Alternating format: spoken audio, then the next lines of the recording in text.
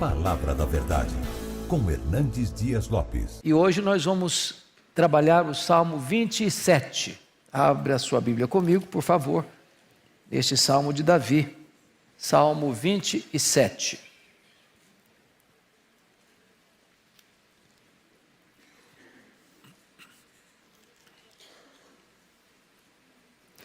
Esse salmo diz o seguinte: o Senhor é a minha luz e a minha salvação. De quem terei medo? O Senhor é a fortaleza da minha vida. A quem temerei? Quando malfeitores me sobrevêm para me destruir, meus opressores e inimigos, eles é que tropeçam e caem. Ainda que um exército se acampe contra mim, não se atemorizará o meu coração. E se estourar contra a minha guerra, ainda assim terei confiança. Uma coisa peço ao Senhor e a buscarei: que eu possa morar na casa do Senhor todos os dias da minha vida, para contemplar a beleza do Senhor e meditar no seu templo. Pois no dia da adversidade, Ele me ocultará no seu pavilhão, no recôndito do seu tabernáculo me acolherá, elevar-me-á sobre uma rocha. Agora será exaltada a minha cabeça acima dos inimigos que me cercam. No seu tabernáculo oferecerei sacrifício de júbilo, cantarei e salmodiarei ao Senhor. Ouve, Senhor, a minha voz, eu clamo. Compadece-te de mim e responde-me. Ao meu coração me ocorre: buscai a minha presença. Buscarei, pois, Senhor, a tua presença. Não me escondas, Senhor, a tua face.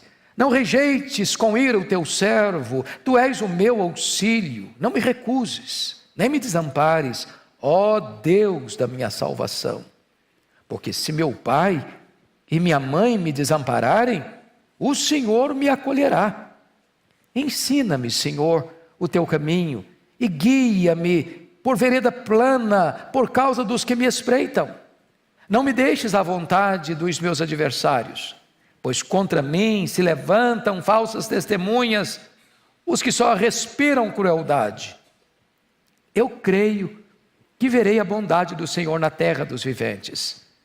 Espera, pois, pelo Senhor, tem bom ânimo e fortifique-se o teu coração. Espera, pois, pelo Senhor. Amém.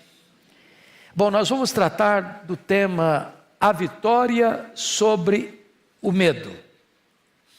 Este é o tema central deste poema de Davi. E eu quero começar afirmando que o medo é o sentimento mais democrático entre os homens. Quem de nós nunca teve medo?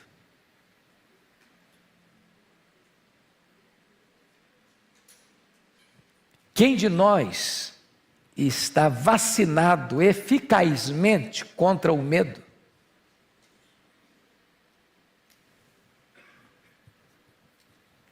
Quais são os seus medos?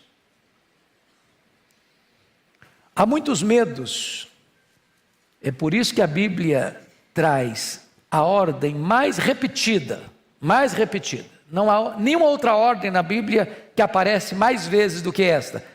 Não temas, não tenhas medo. Como Deus não chove no molhado, como as palavras de Deus não são lançadas simplesmente ao ar, mas elas têm um propósito, Deus sabe que você e eu lidamos com esse problema, medo. Há fobias, e muitas. Por exemplo, eu fui descobrir um dia lá no Egito que eu tinha claustrofobia. Eu não sabia.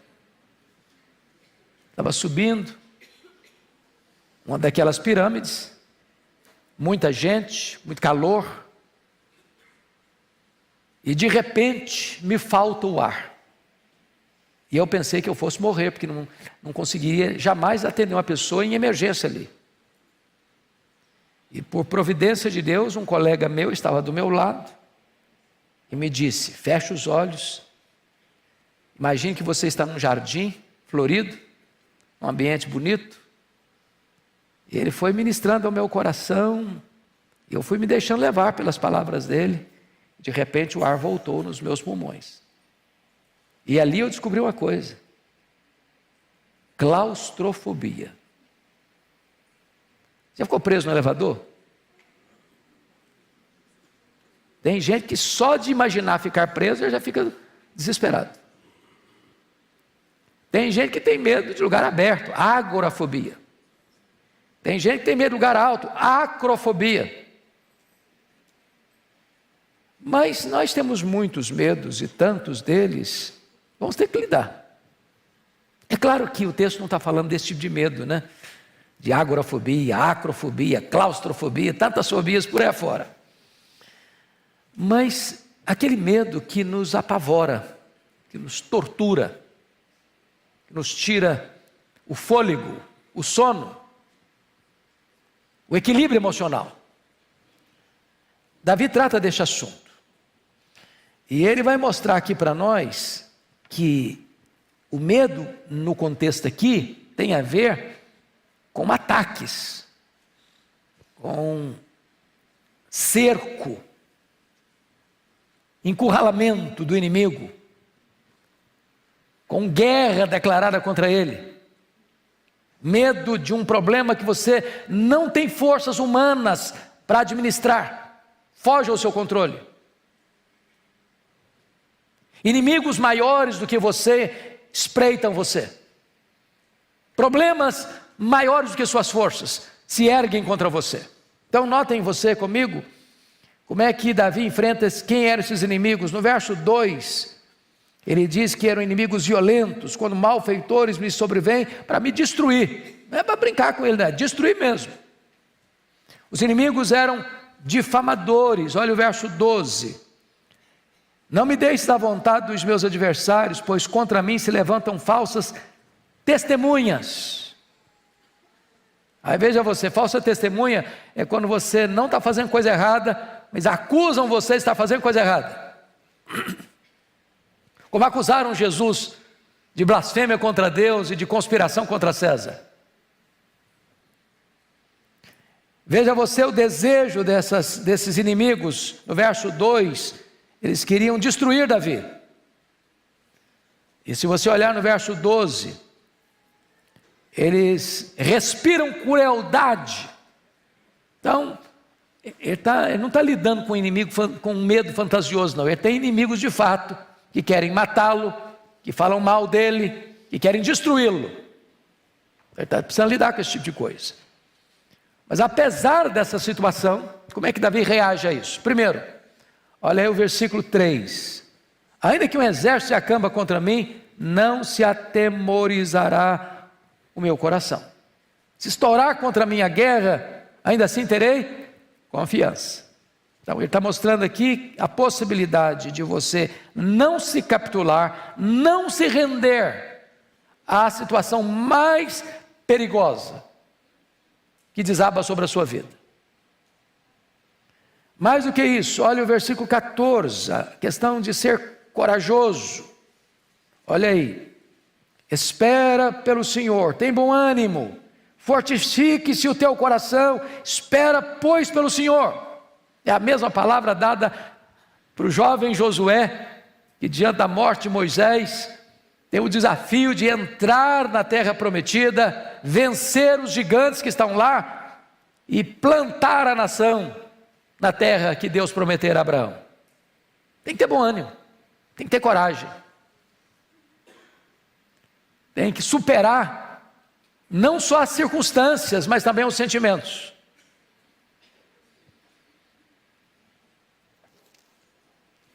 Então, eu gostaria de, dada essa introdução, entrar na exposição do texto.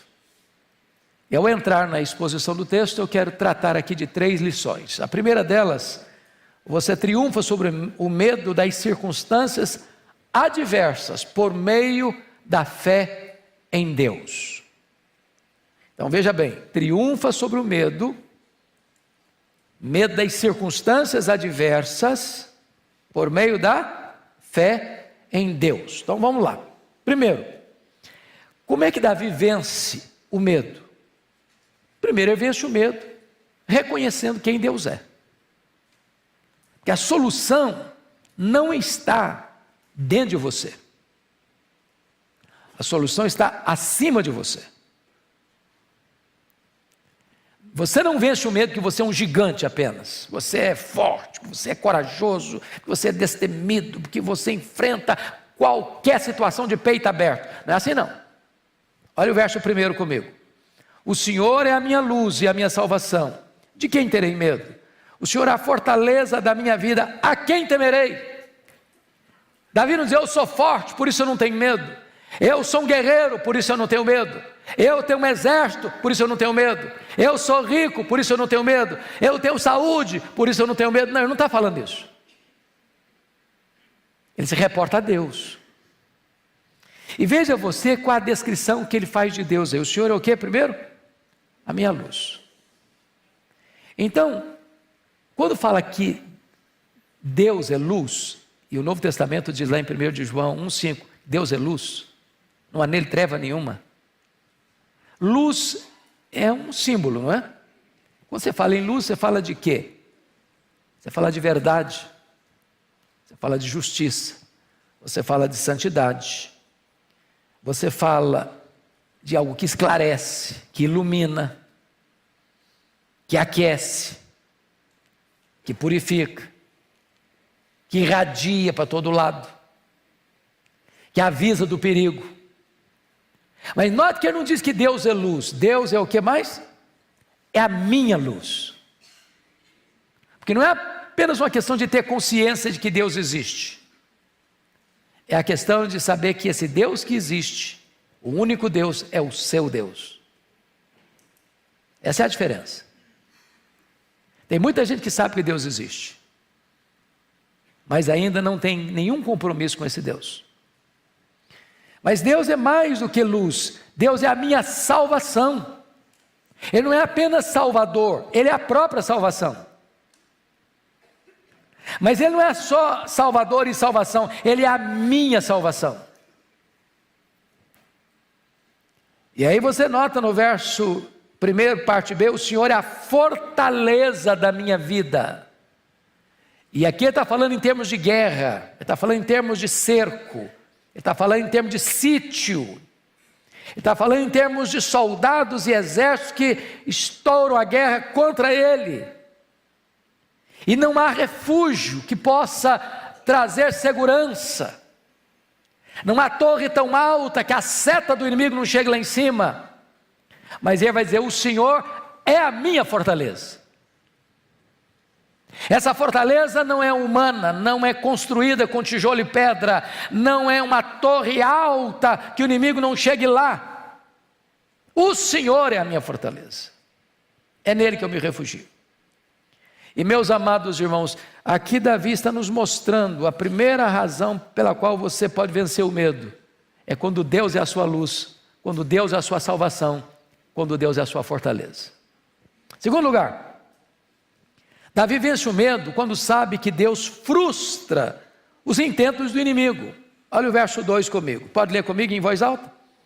Quando malfeitores me sobrevêm para me destruir, meus opressores e inimigos, eles é que tropeçam e caem. Louvado seja Deus. A ideia aqui no grego, no hebraico melhor dizendo, é desses malfeitores que sobrevêm para destruir, a ideia é de uma alcateia de lobos, que vem para atacar, que vem para encurralar você. E aqui a gente poderia pensar em alguns pontos, como Deus vira a mesa a favor dos seus servos, diante desse ataque frontal do inimigo. Vou dar alguns exemplos. Pensa comigo lá em Atos 12. Herodes, Agripa I. Esse termo Agripa I não aparece, nós sabemos disso, tem 4 Herodes mencionados no Novo Testamento. Herodes o Grande, o que mandou matar as crianças de Belém. Herodes Antipas, que era o tetrarca da Galileia, que mandou matar João Batista. Herodes Agripa I, Atos 12, o que mandou matar o apóstolo Tiago e prendeu Pedro para matá-lo depois da festa da Páscoa. E Herodes Agripa II é aquele Herodes que escutou Paulo em Cesareia e disse: por pouco me persuades a me fazer um cristão, lá em Atos 26. Pois bem, esse Herodes aqui mata o Tiago, prende o Pedro em prisão de segurança máxima, 4 escoltas de 4 soldados cada uma. Parecia que o destino estava lavrado. Havia oração da igreja em favor de Pedro. E o que acontece? Deus manda um anjo, vai lá na prisão de segurança máxima, abre as algemas dele, manda ele calçar a sandália, manda botar a capa. Ele vai saindo, as portas vão se abrindo automaticamente, os soldados não estão vendo nada, está acontecendo um milagre diante deles, eles não estão percebendo. Chega, tem um grande portão de ferro e tem um controle remoto na mão do anjo. Ele aperta o controle e o portão abre automaticamente. E o Pedro é liberto. E o Herodes que mandou prender, que parecia que tinha todo o poder, naquela mesma circunstância, ele vai fazer um discurso. O povo diz que ele é um Deus, e ele não dá glória a Deus, e o Senhor manda um anjo, e o fere, e ele é comido de vermes. O placar mudou, a mesa da história virou. É isso que Deus faz ainda hoje. Vamos dar outro exemplo. Você se lembra lá de João, o apóstolo, já velho, lá em Éfeso. Domiciano está reinando desde o ano 81. Segundo Nero, considerado como um segundo Nero, Nero redivivo, massacrando a igreja. Deporta o velho João para uma colônia penal, uma ilha do mar Egeu, a ilha de Patmos. Parecia ser o fim. Parecia ser uma pá de cal jogada sobre a igreja. Mas o que acontece? Todas as portas se fecharam para João na ilha de Patmos, mas Deus abriu-lhe uma porta no céu. E disse: sobe para aqui, e eu te mostrarei, não as coisas que talvez aconteçam, nem as coisas que podem acontecer, eu te mostrarei as coisas que devem acontecer.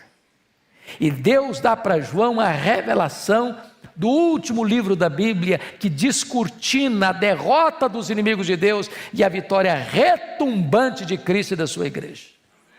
Deus vira a mesa da história. Deus muda o placar do jogo, que estava contra nós, estávamos levando de goleada do inimigo, de repente Deus muda o cenário. Me permita mais um outro exemplo. John Bunyan, século 17 na Inglaterra, é um pregador batista, e ele está pregando em praça pública, e naquela época já pregar em praça pública era proibido, e ele prega, e é preso, e dizem para ele: se você parar de pregar, você está na rua. Ele disse: se vocês me soltarem, eu vou para a rua pregar. E ficou 14 anos na cadeia, 14 anos, pelo único crime de pregar a palavra de Deus. Parecia ser uma tragédia, mas foi na cadeia, enfrentando depressão, é que ele escreve O Peregrino, possivelmente um dos livros mais lidos no mundo, depois da Bíblia. Ou finalmente vamos pensar em Maria Tudor. Maria Tudor, filha de Henrique VIII, que assume o governo da Inglaterra em 1553, depois da morte precoce de Eduardo VI, que morre aos 16 anos de idade. Ela massacra os cristãos protestantes da Inglaterra, manda queimar em praça pública os 3 líderes, Latimer, Ridley, Cranmer. Muitos fugiram da Inglaterra para poupar a vida, mas ela morre providencialmente 5 anos depois, 1558, e assume o governo da Inglaterra Elizabeth, que reina até 1603, e ela decreta a volta dos foragidos para a Inglaterra, e eles que haviam tido contato com a reforma no continente, retornam para a Inglaterra fazendo 4 exigências. Queremos uma igreja com teologia pura, com liturgia pura, com governo puro, com vida pura, e desencadeiam na Inglaterra o mais importante movimento de reforma e reavivamento depois da reforma protestante, o movimento dos puritanos. Parecia que ela estava destruindo a igreja, e ela estava só promovendo a igreja de Deus. Sabe por quê, meus irmãos? Ainda que malfeitores me sobrevêm para me destruir, meus opressores e inimigos, eles é que tropeçam e caem. Deus reverte a situação a nosso favor. Terceiro lugar,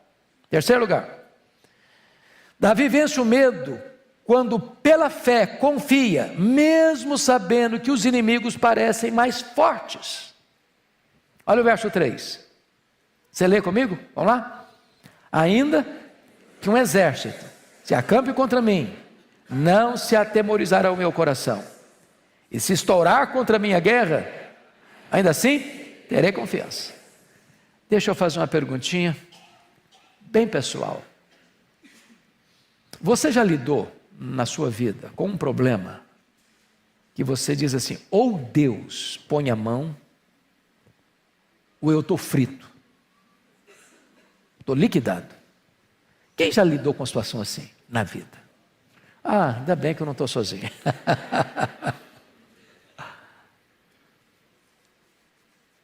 Tem hora que você é engolido, você é tragado, você é esmagado. Você já pensou um exército acampar contra uma pessoa só? Você já pensou estourar a guerra contra você? É muita coisa. É muita coisa.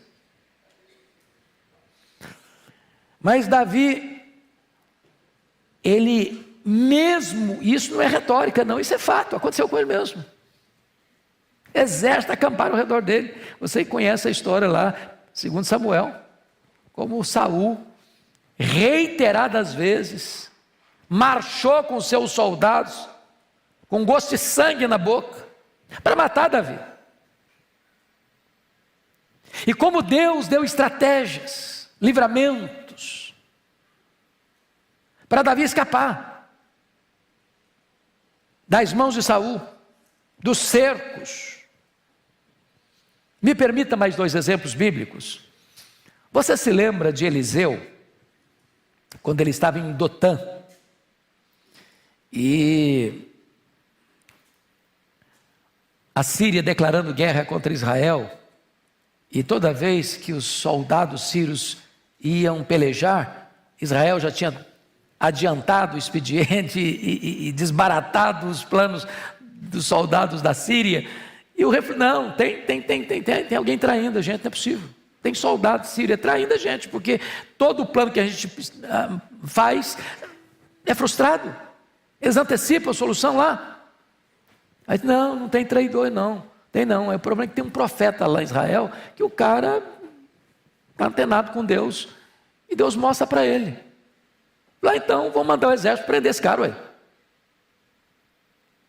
Está lá em Dotã. O moço do Eliseu acorda de manhã, vai lá fora lavar o rosto, isso aí já é por minha conta.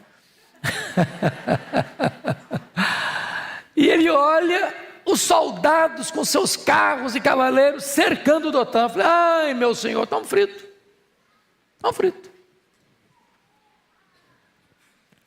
O Eliseu não se intimidou, não se amedrontou e fez uma oração: Senhor, abra os olhos desse moço, para que ele veja. E quando Deus abriu os olhos do Geazi, ele viu cavalos e cavaleiros de fogo cercando o acampamento, número maior do que os soldados sírios. E agora Eliseu faz uma outra oração: Senhor, agora fecha os olhos dos soldados. Pediu para abrir os olhos do Geazi, fecha os olhos dos soldados inimigos. E eles ficaram cegos, temporariamente. E aí Eliseu vai guiando esses soldados cegos do exército inimigo até a cidade de Samaria. E agora o profeta ora: abre os olhos deles, Senhor. Quando eles abriram os olhos, eles estavam dentro da capital de Israel, vulneráveis aos soldados de Israel. E o rei Israel perguntou: vamos matá-los? O profeta: não vai matar não. Dá um banquete para eles, põe uma mesa para eles, dê comida para eles. E tratou-os com generosidade. E diz o texto que não houve mais guerra da Síria contra Israel. Deus reverteu o quadro. Mas me permita um último exemplo, para eu entender como é que Deus vira a mesa.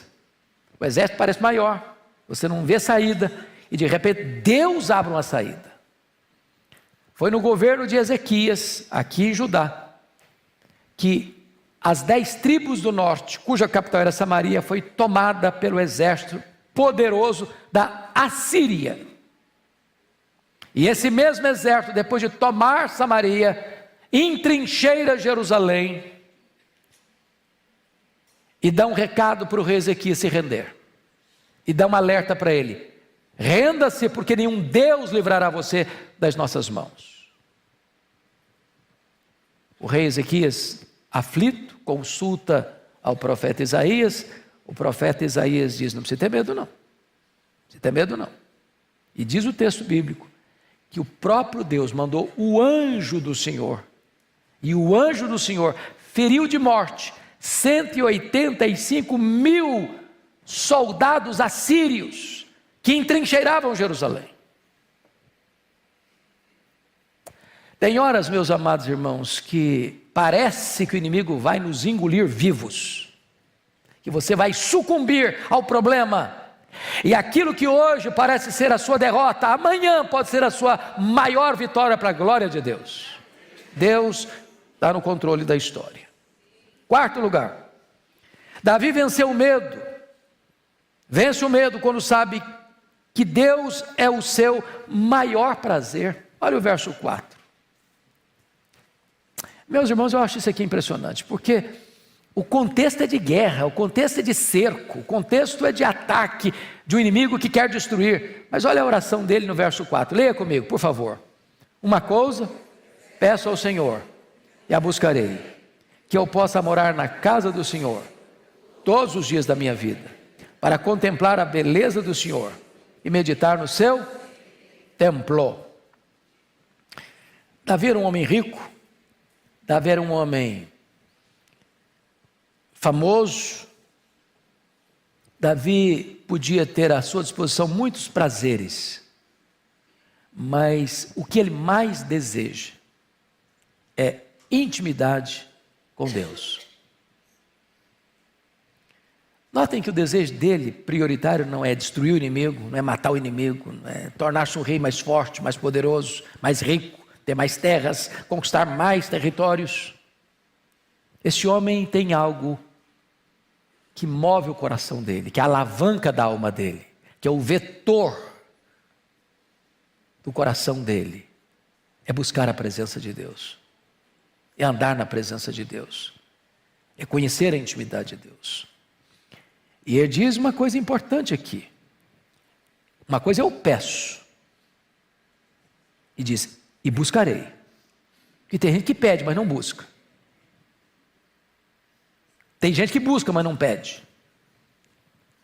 A oração é tanto uma súplica quanto uma ação. É por isso que é oração. Você ora e age. Você pede e busca.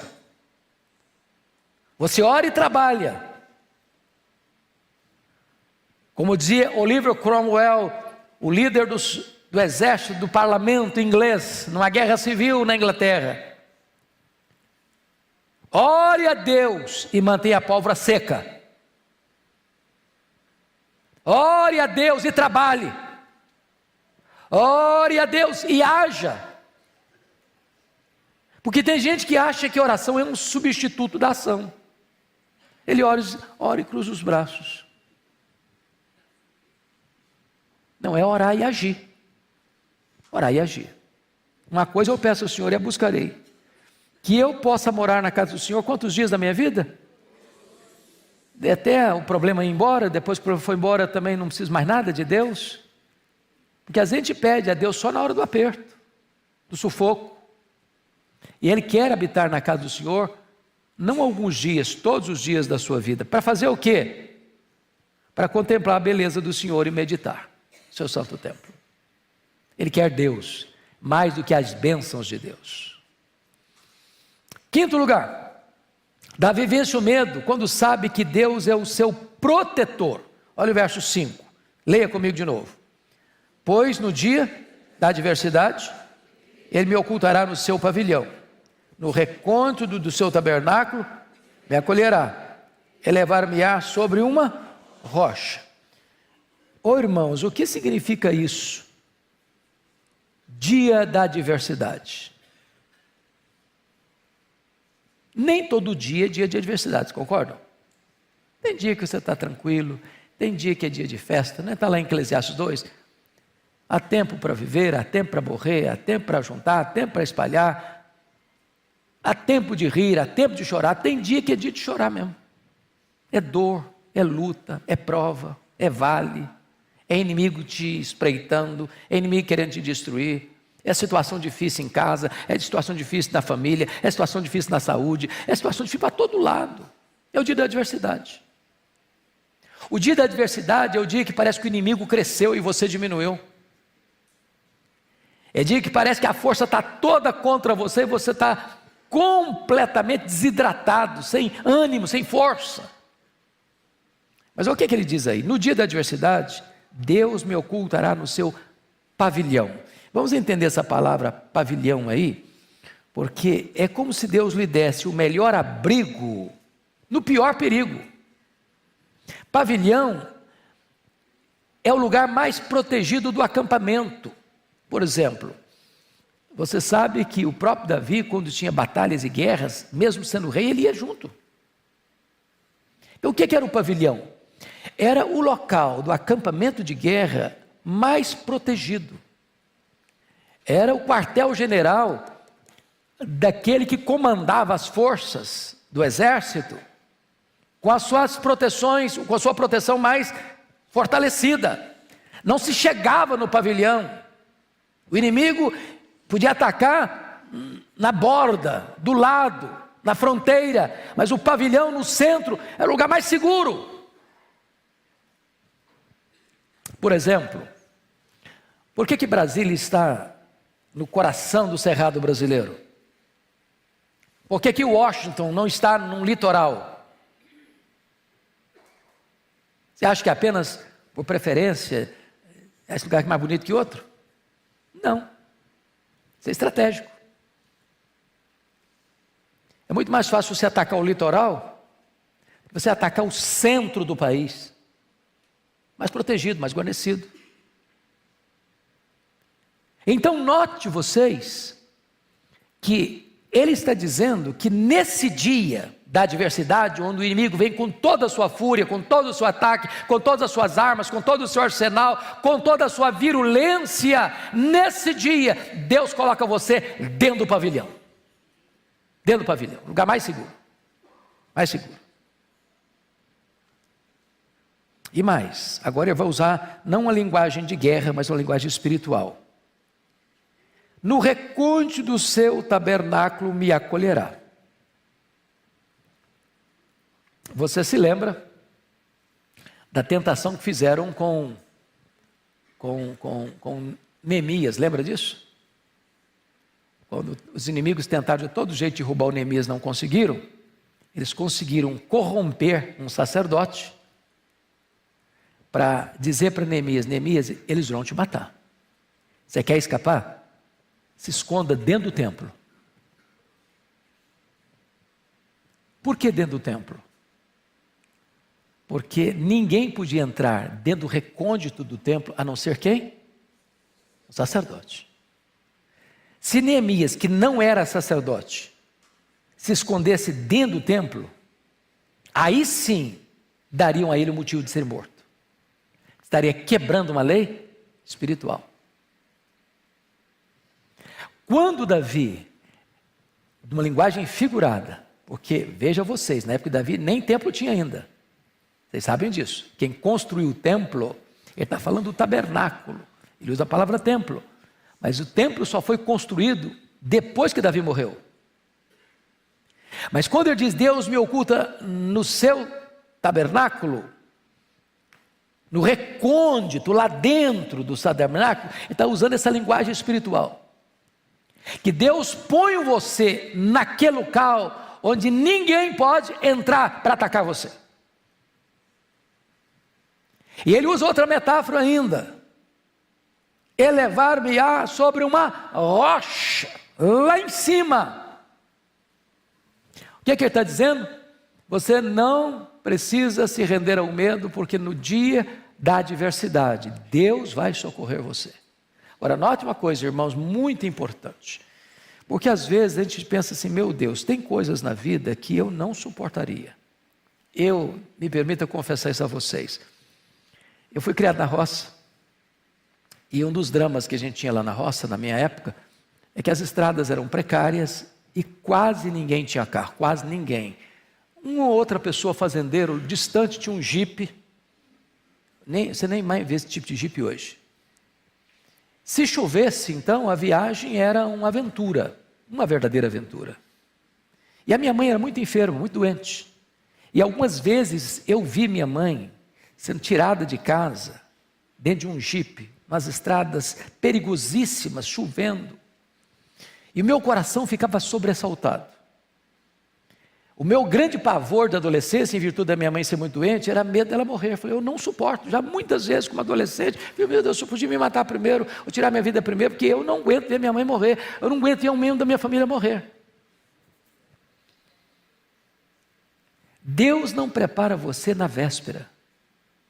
Se Deus permitir que você enfrente uma situação adversa, no dia da adversidade, Ele segura você, Ele consola você, Ele prepara você. Davi está dizendo: no dia da adversidade, Deus vai me colocar no lugar mais protegido do acampamento, Deus vai me colocar no lugar mais seguro do templo, e Deus vai me colocar na rocha mais elevada do mundo. Este é o seu Deus. Você precisa ter medo. Sexto lugar, Davi vence o medo quando transforma a adversidade no prelúdio dos seus louvores. Olha o verso 6. Agora será exaltada a minha cabeça acima dos inimigos que me cercam. No seu tabernáculo oferecerei sacrifício de júbilo, cantarei e salmodiarei ao Senhor. Agora quando? No dia da adversidade, na hora que a coisa está mais apertada, na hora que você diz: acabou, eu não aguento mais, eu vou perecer. Nesse dia Deus muda o placar, Deus vira a mesa e Deus coloca diante de você uma situação de elevação, acima dos inimigos. Deus dá vitória. E o lugar da ameaça se transforma em prelúdio dos seus louvores. Aquela pessoa complicada diz: meu Deus, está sendo motivo da minha lágrima, amanhã vai ser motivo da sua alegria, do seu contentamento. Aquele que está cativo vai se tornar livre, se tornar instrumento nas mãos de Deus para libertar outros cativos. Bom, vamos à segunda lição do texto. Então, a primeira lição do texto, que você triunfa sobre o medo das circunstâncias adversas por meio da fé em Deus. Agora, a segunda lição do Salmo: você triunfa sobre o medo do fracasso por meio da oração fervorosa. Versos 7 a 10. Então você vai ver aqui no verso 7, uma transição radical, abrupta. E ele sai do pico dos montes para o vale escuro do sofrimento. Vida cristã é isso aí, viu, gente? É uma gangorra. Tem dia que você está celebrando, tem dia que você está chorando. É isso mesmo. Até Jesus voltar e até termos um corpo de glória, nós vamos chorar. Tem jeito não. Então, vamos ver. Em primeiro lugar, a quem ele dirige a sua oração, versículo 7a. Ouve, Senhor, a minha voz, eu clamo. Notem vocês que Davi não dirige a sua oração a um ídolo, a um Deus pagão. Ele dirige a sua oração ao Deus da aliança. Irmãos, é chocante isso, mas você olha para o mundo de quase 8 bilhões de habitantes, você vê gente esclarecida intelectualmente, invocando outros deuses. Me permita dizer isso, é chocante. Eu fui ao Japão há alguns anos e o pastor me disse: eu vou levar você num local que, se as pessoas contarem, você não vai acreditar. E me levou num templo chamado Templo da Fertilidade. E o Deus que eles adoram é o órgão masculino, nas suas mais diversas formas. E tem sacerdotes, sacerdotisas. E as pessoas vão para lá, querendo ter filhos, desejando ter filhos, e se curvam, e adoram, e se prostram diante desse Deus. Eu estou falando de uma nação de primeiro mundo.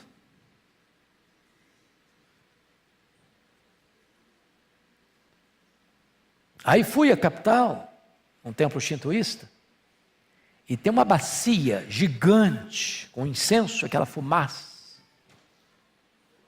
E as pessoas chegando, quase que mergulhando dentro daquela bacia, tentando jogar aquela fumaça, como se fosse uma fumaça divina, para dentro delas. Ou você vai para a Índia, que tem 1 milhão de deuses, até a vaca é deusa lá. E as pessoas se curvando diante de tantos ídolos, de tantos deuses. Mas Davi está dizendo o seguinte: ouve, Senhor, a minha voz, eu clamo. E Senhor aqui é o Deus Jeová, é o Deus da aliança, é o Deus da promessa. É o Deus que nos ama e demonstrou o seu amor, dando-nos o seu Filho. Então não é questão de orar, é a quem orar. A quem orar.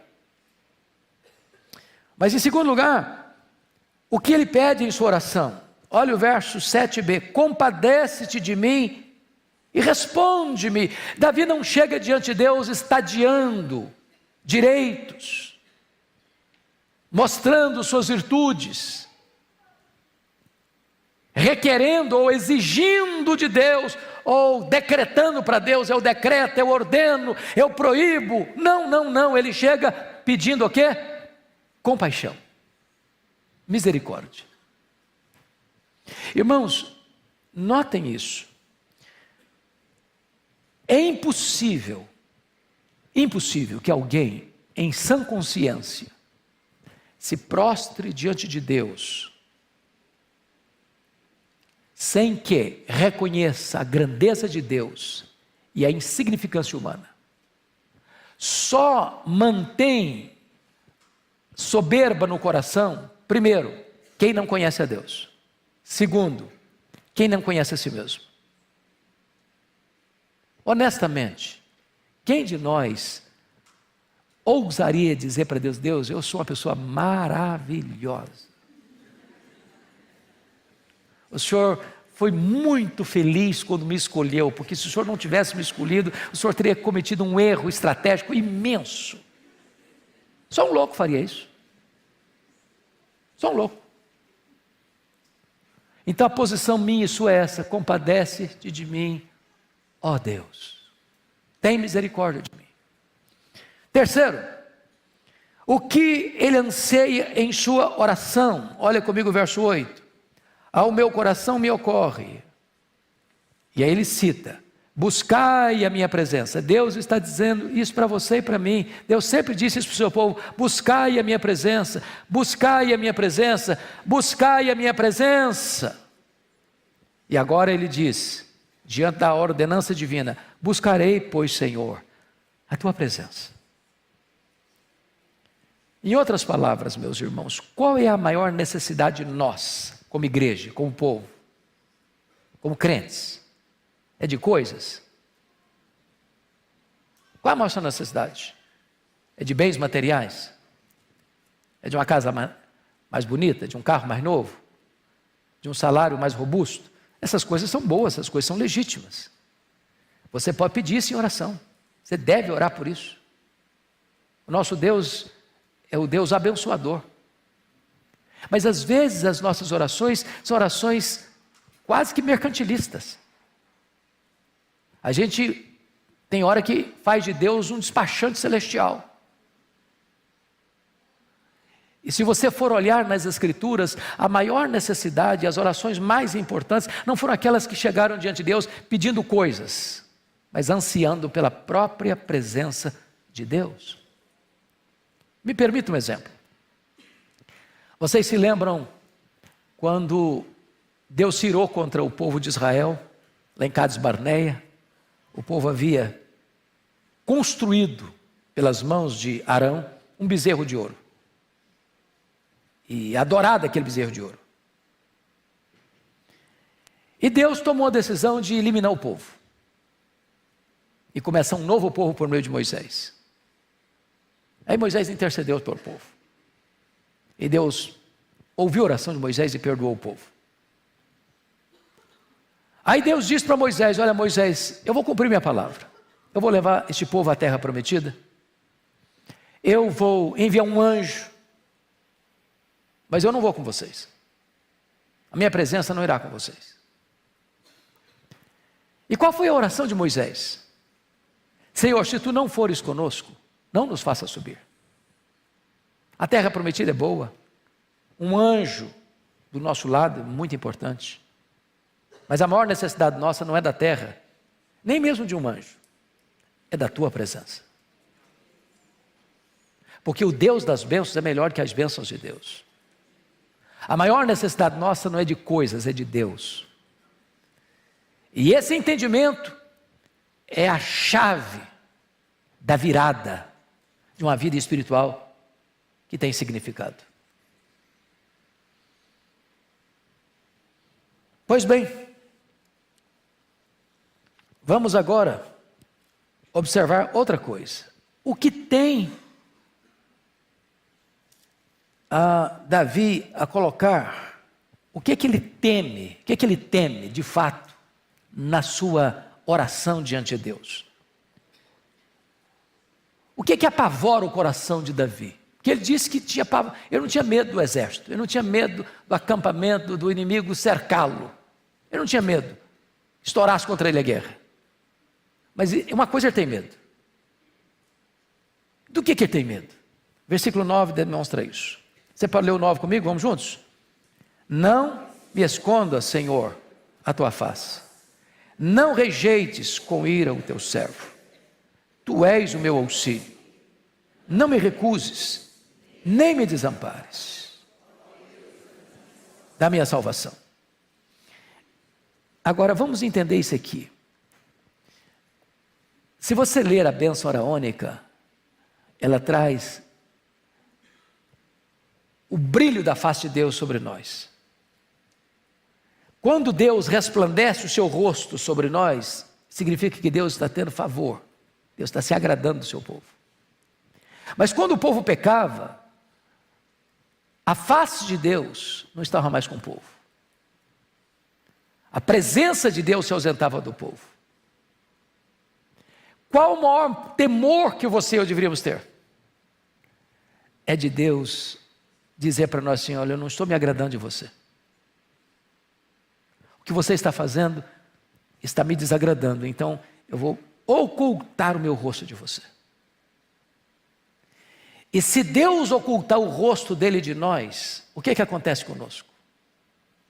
Nós nos tornamos fracos, vulneráveis, como aconteceu com Sansão. O Espírito de Deus se afastou dele e se tornou um fracote, derrotado pelo inimigo. Então, amados irmãos, o que é que deveria mais encher o nosso coração de medo? É de pecarmos contra Deus. Porque o pecado enfraquece, o pecado adoece, o pecado nos priva do maior bem, que é a presença de Deus conosco. É o brilho da face de Deus sobre nós. Então a maior necessidade nossa é da presença de Deus. É do brilho e do resplendor da face de Deus sobre nós. Mas vamos pegar o último ponto desse segundo. O que tem Davi como convicção inabalável em sua oração? Está aí no verso 10. Leia o 10 comigo, por favor. Vamos juntos? Porque se meu pai e minha mãe me desampararem, o Senhor me acolherá vamos entender isso. Davi não está dizendo que o pai dele e a mãe dele o desampararam, não. Você está falando hipoteticamente. Que algumas pessoas acham que o pai de Davi o desamparou, que a mãe de Davi o desamparou. Não, não está escrito isso aqui. Ele está levantando uma hipótese. Qual é a hipótese? De chegar a um ponto tão crítico na minha vida, que meu pai falou, não quero saber de você não, menino. A mãe disse, menino, ó, se vira, hein? Com você eu não estou mais. Essa é uma hipótese muito rara. Mas acontece. Acontece. Acontece. Acontece. Às vezes, pai e mãe desamparam o filho antes de ele nascer. E o sacrifica. No altar do Moloque moderno. Com os aplausos da sociedade. Às vezes os filhos são desamparados ao nascerem. São rejeitados, enjeitados.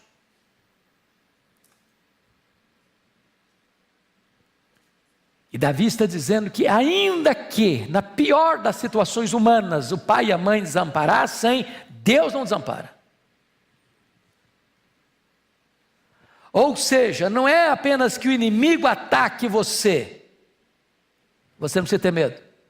É ainda que aqueles que mais deviam estar do seu lado sejam contra você, Deus não vai desamparar você. Porque pai e mãe gostam de filho, não é porque o filho é bom não é porque a filha é virtuosa não é verdade. A gente gosta de filho, apesar dos problemas deles.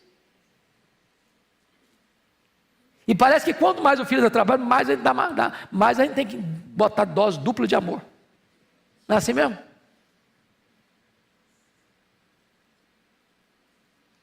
Então pai e mãe ama filho porque ele é bom, porque ele tem problema, porque é saudável, porque tem problema de saúde. Pai e mãe ama filho quando ele tira 10 na prova, quando ele 0 também na prova, ama do mesmo jeito. Você não ama seu filho porque ele é um sucesso. Você ama seu filho porque ele é seu filho. Mas chega um momento que pai e mãe podem desamparar filho. Mesmo assim, o Senhor me acolherá. Louvado seja o Senhor. Mas vamos ao último ponto para a gente encerrar. Você triunfa sobre o medo do futuro agora, por meio de uma viva esperança. Esse é o terceiro ponto da mensagem. Triunfa sobre o medo do futuro por meio de uma viva esperança. Versos 11 a 14. Primeiro, Davi se vê um peregrino na caminhada da vida, versículo 11. Ensina-me, Senhor, o teu caminho, e guia-me por vereda plana por causa dos que me espreitam. Olha você que ele precisa de mapa e ele precisa de guia. Ensina-me, Senhor, o teu caminho. É o mapa. Mas guia-me pela vereda plana é o guia. Você tem que ter mapa, você tem que ter guia. O mapa é a Bíblia. O guia é o Senhor Jesus. Está precisando disso. Tem hora na vida que se você deixar você por conta própria, você se perde. Tem hora que o Waze bota você em caminho errado. Google Maps bota você em enrascada. Mas esse livro é o mapa de Deus. Tendo o Senhor como guia, você vai caminhar por veredas de justiça. Segundo, um homem vulnerável ante adversários cruéis. Olha o versículo 12. Não me deixes à vontade dos meus adversários, pois contra mim se levantam falsas testemunhas, os que só respiram crueldade. Meus irmãos, o que Davi está dizendo é o seguinte: Senhor, se o Senhor não me proteger, eu não vou aguentar, porque os meus adversários, se eu ficar à vontade deles, exposto ao propósito deles, eles vão me arrebentar, eles vão me quebrar, eles vão me derrotar, eles vão me matar, eles vão me destruir. Até porque, Senhor, eles não usam armas leais. Não é uma questão de enfrentamento justo. Eles usam armas falsas, como está escrito aqui: contra mim se levantam falsas testemunhas. Os estudiosos dizem que isso aqui tem a ver lá com o fofoqueiro chamado Doeg. Lembra lá do Doeg? Davi está fugindo de Saul, para lá, e o sacerdote dá para ele o pão da proposição, estava com fome. E depois o Doeg disse: olha, tem uma conspiração aqui, viu, Saul, contra você. Esse sacerdote aí está mancomunado com Davi para trair você. E aí o Saul, louco que era, chegou lá e confrontou o sacerdote. E o Saul resolveu matar o sacerdote, e todos os sacerdotes, eram 85. Mas nenhum soldado de Saul quer pegar arma para matar o sacerdote. Aí o fofoqueiro, o Doeg, que fez a denúncia falsa, Saul falou: você vai matar. E o cara teve que pegar a espada e matar homens de Deus. Falsa testemunha. Terceiro lugar, um espectador por tempos de refrigério. Olha o verso 13. Ele está olhando o cenário e agora ele mostra o desejo do coração dele. Eu creio que verei a bondade do Senhor na terra dos viventes. Eu creio que verei a bondade do Senhor. Quem crê aqui que Deus vai trazer um tempo de refrigério para a gente? Quem crê aqui que o problema que você está vivendo dentro da sua casa, Deus vai trazer solução, Deus vai trazer resposta, Deus vai trazer livramento, Deus vai trazer libertação, Deus vai trazer cura, Deus vai trazer salvação. O povo de Deus tem que viver de esperança, irmãos. Esperança, ânimo. Eu creio que verei a bondade do Senhor. Finalmente, um homem que alimenta o próprio coração de esperança. Vamos ler em pé, fique em pé, por favor, e vamos ler em voz bem alta o verso 14. Vamos ler juntos? Espera pelo Senhor, tem bom ânimo e fortifique-se o teu coração. Espera, pois, pelo Senhor. É palavra de Deus para você, é palavra de Deus para mim. Espera no Senhor, tem bom ânimo. Bom ânimo, bom ânimo. Deus está no controle, a nossa vida é dele, e é ele quem nos conduz em triunfo, e dele virá a vitória. Louvado seja o nome do Senhor. Amém.